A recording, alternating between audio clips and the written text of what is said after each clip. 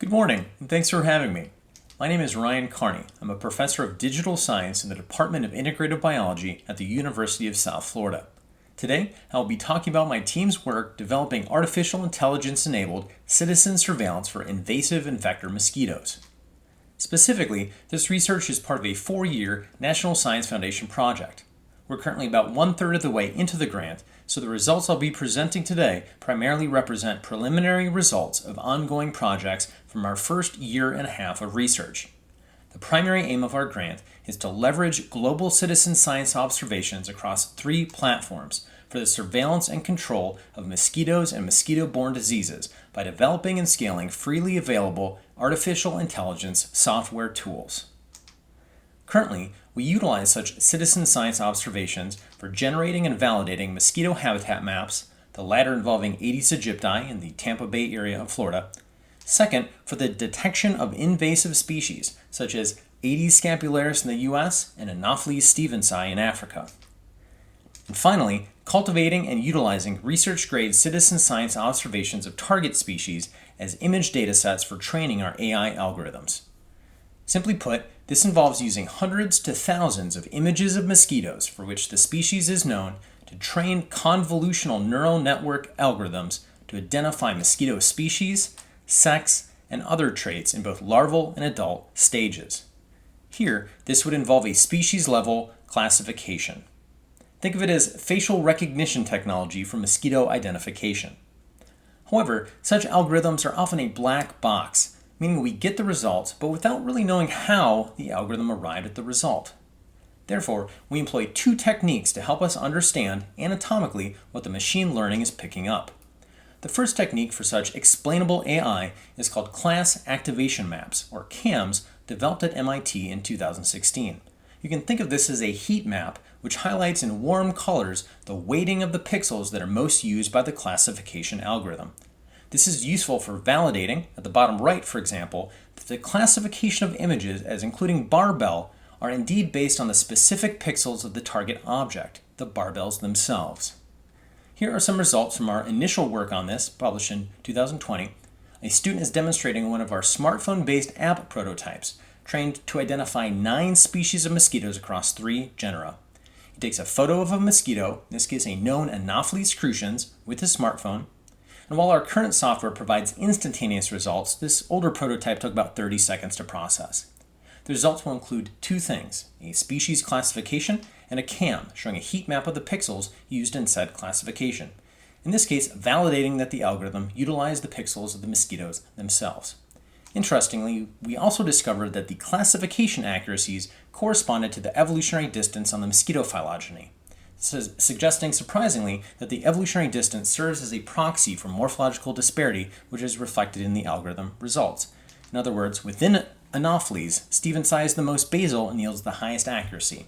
In Aedes, aegypti is the most basal and yields the highest accuracy, and in the 3 culex here, the phylogeny is an unresolved polytomy, presumably related to the lower and more similar classification accuracies within this group.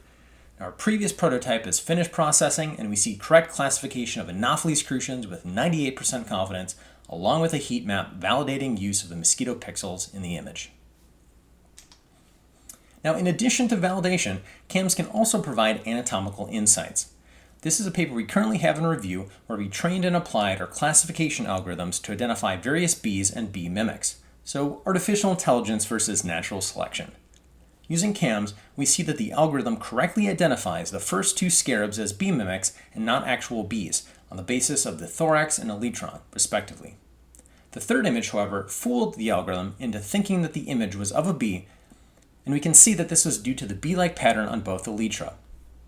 The graph at the right is what's called a TSNE plot, and interestingly, we found perfect within-group classification of the independently evolved bee mimic groups, as well as among-group classifications that was generally consistent with the phylogeny of these disparate insect groups across 3 orders. We also found that both of our algorithms were fooled most by the acylid flies, the group that includes the bee killers. The acylids have exceptional mimicry of bees, in this case on the left of bumblebees, which enable them to utilize not just defensive Batesian mimicry to fool would-be predators, but also allows them to prey upon bumblebees in both larval and adult stages, two separate types of aggressive mimicry. This threefold selective pressure for mimicry, we believe, is responsible for their best mimicry of bees in our study, as reflected by the lowest accuracies in our algorithms. In panel B, we have Aristolis tenax, the syrphid fly that mimics the drone of honeybees, shown in C. Aristolis tenax is believed to be responsible for the old belief of bugonia, that dead livestock would spontaneously turn into honeybees. Those were, of course, not honeybees, but honeybee mimics, shown here, emerging as adults feeding on the carcass. While this fly may have fooled the ancients, it did not fool the algorithms, and we can see from the cams in D that the wings and abdominal pattern were detected as dissimilar from that of honeybees. Conversely, in E, we see that the algorithm correctly identified the honeybee using the pixels of its diagnostic abdominal patterns. I should also mention that all of these images are sourced from iNaturalist. A second technique we are employing for explainable AI is mask region-based convolutional neural networks.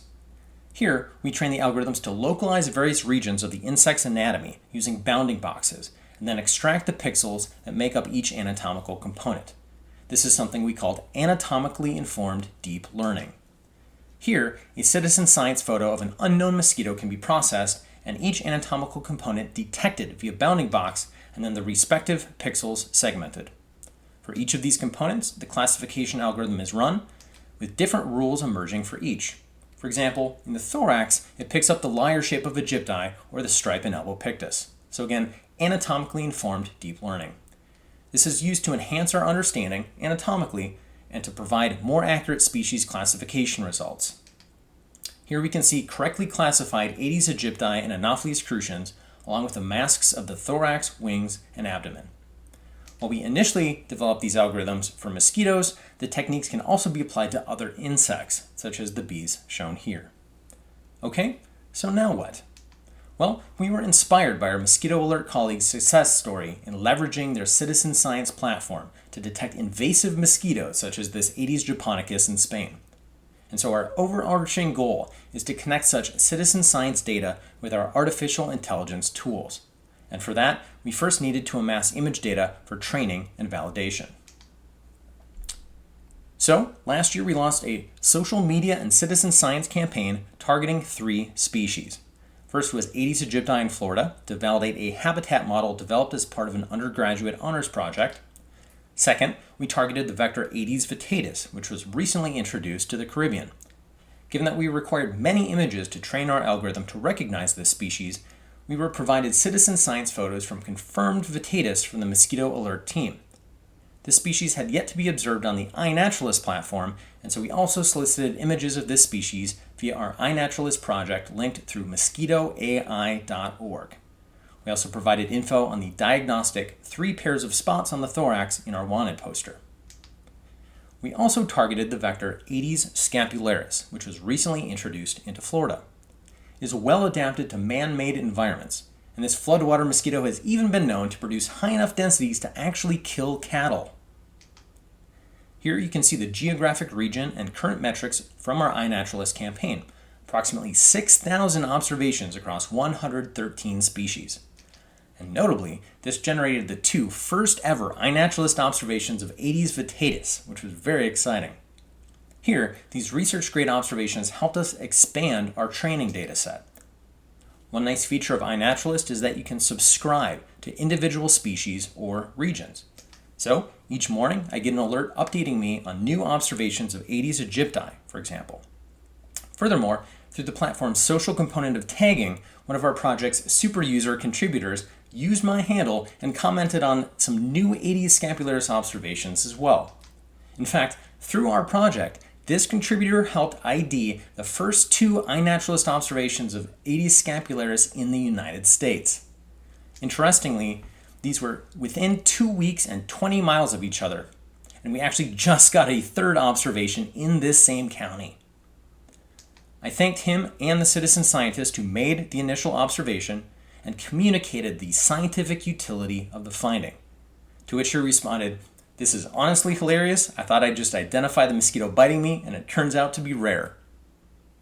These observations provide real-time surveillance for such invasives, and I passed along this information to the county health department responsible for mosquito control. The The observations also provide critical source images for training our algorithms. Here, we can apply our anatomically informed deep learning approach to automate the masking of the various anatomical regions of this Aedes scapularis, all of which can then be applied to future images for identification, especially those that are unknown or suspected scapularis but are not research grade. And just as an aside, one of the Florida mosquito control districts trapped a live scapularis and recorded some iPhone audio for us, which we were able to distinguish from other Aedes species using a separate machine learning algorithm. We are also targeting the deadly urban malaria vector Anopheles stephensi, which has recently invaded the African continent. Stephensi is resistant to insecticides and a very competent vector for malaria. Thus, stephensi is an international biological threat and could halt or even reverse progress made on malaria control and elimination in Africa over the last 2 decades. Specifically, this could shift malaria in Africa from a rural to an urban disease and put an additional 126 million people at risk. Unlike other African primary malaria mosquitoes that use natural breeding sites like rice paddies and puddles, stephensi thrives in artificial containers like wells, cisterns, and water storage towers, making it better suited to urban environments. Thus, unlike other African malaria vectors that are often sampled using adult collection methods, larval surveillance is the best tool for Anopheles stephensi. However, one critical problem which we are aiming to address is that there are no sufficient larval keys for identifying stephensi from other Anopheline species like Gambii. Therefore, to address these challenges, we are closely collaborating with a team from the Globe Observer Mosquito Habitat Mapper app designed for larval surveillance. And I would like to note that the app lead, Dr. Russan Lowe, is a co-PI on our NSF grant. Last summer, a tip sheet was created to assist citizen scientists in taking sufficient imagery for our AI training and identification. Notably, using an inexpensive 60x lens that clips onto your smartphone. We ask citizen scientists, as well as our students who are taking similar images at USF and CDC insectaries for training our AI algorithms, to target 3 regions in particular: the full body, the terminal end, and the head plus thorax. The keys here are to tap the phone screen and get a sharp focus of the larva, and to use enough water so that the hairs, those setae, will float. Also, chilling the larva or using a bit of hand sanitizer or ethanol will help inhibit movement. Here's a mosaic of the larval imagery we obtained last summer, and including previous year's data, we can filter those observations from Africa that are of the Anopheles genus and that are found in artificial containers. Here's one particular observation of an Anopheline larva found in a tire in Madagascar. This one is important given that Madagascar is one of the African countries identified as high risk for stephensi introduction by the President's Malaria Initiative, and also because, being found in a tire, this Anopheles is a probable stephensi. Unfortunately, this particular observation was from 2020, and so molecular confirmation is not possible. Additionally, as mentioned before, there are no sufficient larval keys for differentiating stephensi larvae, at least by the human eye. But we can apply some of our computer vision techniques to this image for some empirical predictions. Here is our first iteration of the species classification model for Anopheles, trained to classify stephensi versus Gambii, using 60x photos taken in the insectaries on the USF campus as well as the CDC headquarters. You can see 94% testing accuracy with 85% specificity and 98% sensitivity. We have since added additional photos of Gambii as well as third instar specimens with comparable or improved metrics. At the right is a cam showing that this particular correct identification of stephensi was primarily based upon pixels of the thorax. Much more on this to come in the future. Of course, these citizen science tools are only worthwhile if they can be practically utilized in the real world, and so our next steps involve further development and refinement of the models and deployment via web browser for real-time surveillance and control. Here I'll demonstrate how this will work using our alpha version of the localization algorithm. You first register with an email address, you log in, and then select images to upload. Here I should note that these images were not used in the training stage, so they are completely unseen to the algorithm. You click Upload, then Confirm.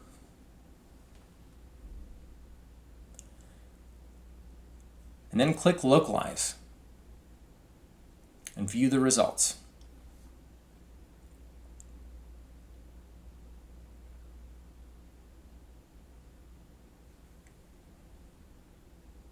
Now, this localization algorithm that identifies anatomical regions with these bounding boxes will ultimately be combined with the species and sexing algorithms for even greater classification accuracy. That anatomically informed deep learning, as we have been doing for the adult mosquitoes.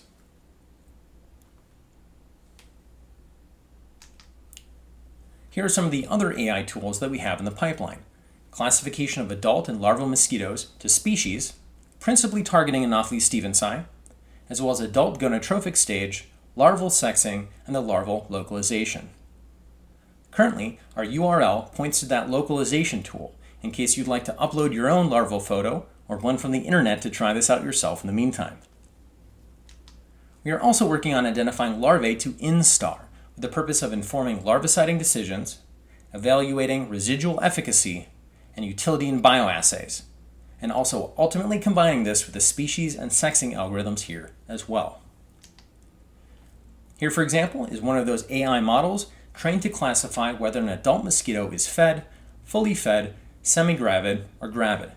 And on the right, you can see the CAM heat map showing the pixels used for the correct classification of this mosquito as fed, not to mention the correct classification as Culex quincafasciatus.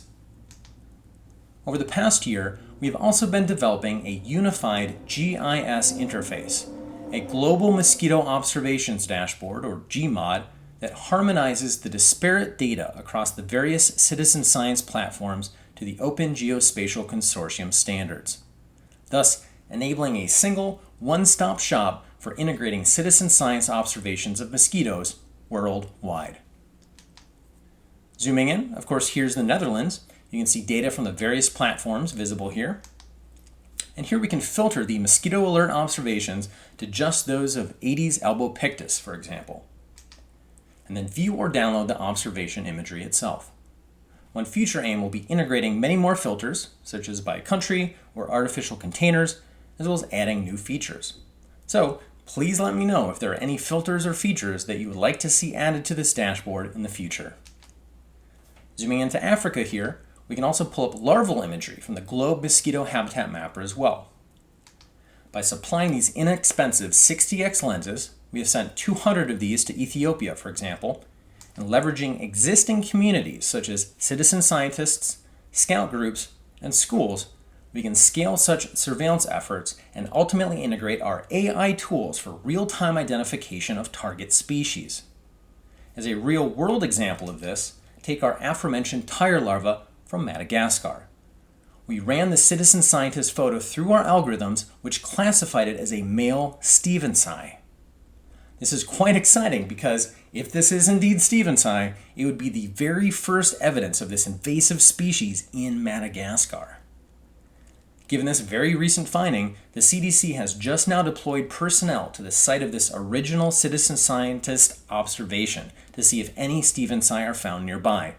We are excitedly awaiting those results. Also, on the right here, you can see the localization results as well as the CAMs from the species and sexing model. Upon subsequent examination of the original citizen scientist's 60x photo, we discovered what appears to be a potential male gonad in abdominal segment 6, similar to those found in the stephensi reported by Suman et al. 2006 as shown on the right. If our interpretation is correct, this would provide independent corroboration of our AI's prediction of male. Furthermore, it would also support our species identification of stephensi as well, as visible gonads are present in stephensi but not in gambii. And again, this observation was of an anopheline larva from an artificial container, a tire. so all available evidence suggests that this larva may be Anopheles stephensi.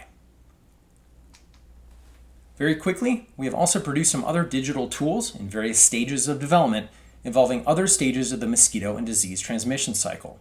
At the top left in red and orange, we have coupled AI algorithms with drone imagery to provide automated land use, land cover classifications useful for habitat suitability modeling, as well as drone-based detection of water bodies as potential breeding sites for malaria mosquitoes in Africa.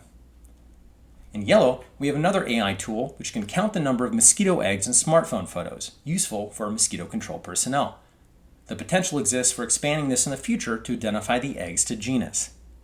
And in purple, we have the die-cast risk modeling system, which we had previously deployed in real time to combat epidemics of West Nile virus in California through cluster analysis of dead bird reports. This was subsequently adapted for prediction of dengue and Zika cases through cluster analysis of previous human cases in Brazil. We've recently completed the alpha version of this software, porting it to a plugin for the open source GIS software QGIS. The GitHub link, as well as our prior publications on the system, can be found at diecast.org. Finally, we will be deploying our customized audio and visual AI algorithms using a smart track for mosquitoes. This uses various sensors, cameras, and edge computing. It looks a little something like this.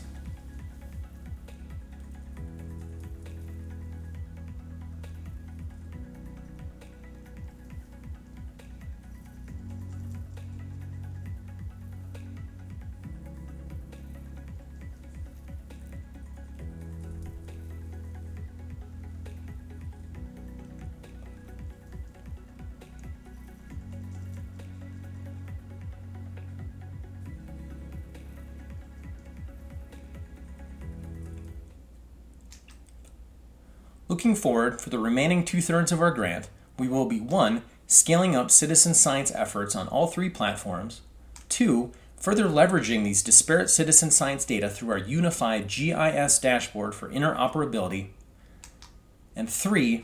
Further developing and releasing our free AI tools for their real-time, real-world deployment to combat invasive and deadly mosquito vectors across the globe. My team and I would like to thank you very much for your time and attention, as well as the invitation to present our preliminary work in this exciting workshop. Please feel free to check out any of our ongoing efforts online. The URLs once again are mosquitoai.org for the iNaturalist project, as well as mosquitocs.org for the Citizen Science GIS dashboard, and mosquitoid.org for our AI tools, with the last 2 sites being released in their beta versions this summer. And of course, feel free to drop me a line anytime at the email below. Thanks again, everybody.